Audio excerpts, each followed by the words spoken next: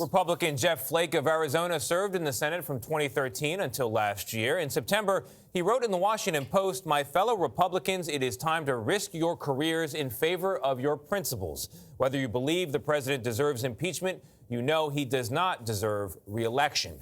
Jeff Flake is a CBS News contributor, and he joins us with his insight on the Senate. So quite an op-ed you wrote there. I mean, you know, people who voted for these Republicans in Senate, when they say, look, we support the president and we voted for you, we want you to support the president also. Isn't it fine and dandy from a voter perspective for them to toe the party line? No, it's not. We have separation of powers, and the Congress needs to stand up for its principles. And individual members do as well. That doesn't mean that they won't agree with the president often. If you're a Republican, you typically agree with the Republican president more often, but not all the time, and not to the extent particularly that the House Republicans did, to say that the president did nothing wrong here. So after going back and forth, the president, the Trump administration is saying they do not want witnesses. Right. The Democrats do want witnesses, and they're going to need 4 Republican votes to get them. Looks like they might have 3. Right. From your conversations behind the scenes, from your knowledge of the way the Senate works and your former colleagues, will that 4th vote appear? Well, certainly not with the motion that Chuck Schumer is likely to make tomorrow.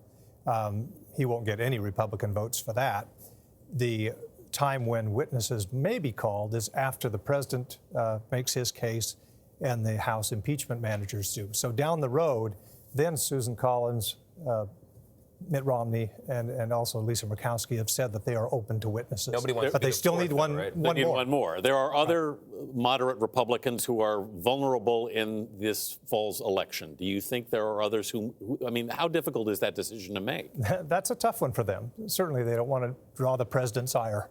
You've been in that position. You've been in that Yeah, position. and obviously they still have to win a primary, which is coming up.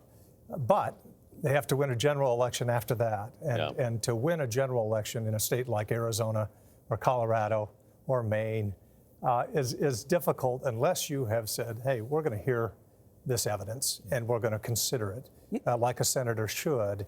And I think that they know that. You have said recently, fellow Republicans, there's still time to save your souls. You've also said politics can make us silent when we speak, when we should speak. Silence can equal complicity. Do you think, Senator, that you should have spoken up more? Do you regret that you didn't speak up more? And why is it so difficult for Republicans to speak up against this president when they don't believe what he's doing? Tell us why that's so hard. Well, it's difficult because they want to keep their jobs. And the president is extremely popular among Republican primary voters. Yeah. That is a subset of a subset of a subset. But they are those who decide who represents the party in the general election. You've said the president isn't the only one on trial. So were your Republican colleagues. They are, in a sense, because this president won't be there forever. He'll either be gone this time next year or 4 years from now. Then what happens to the Republican Party? And my fear is people out there know that even if this is not an impeachable offense, that the president did something wrong. And for Republicans to maintain that he didn't is just wrong. And this has long-term ramifications for the party if we act as if we are just devoted to the president no matter what. Kind of this cult of personality that we've seen. We certainly saw it in the House. Do you wish you had spoken up more? But it seems like if you do speak up, I think then you don't have a job. I think it cost him his job. I decided. But when you look back over it, I'm curious. Oh, yeah, you always look back and say, I could have done this different or that.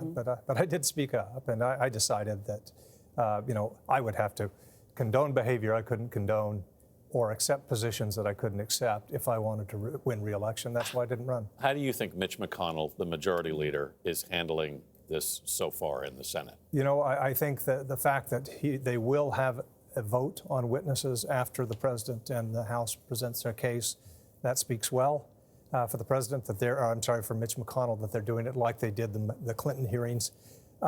I wouldn't have said, as he did, that he will coordinate every move with the White House that was speaking to a conservative group. And that just says to people, he's not going to be fair and impartial. Doesn't sound like impartial justice. No. All right. Jeff Flake, thank you so much for being with us.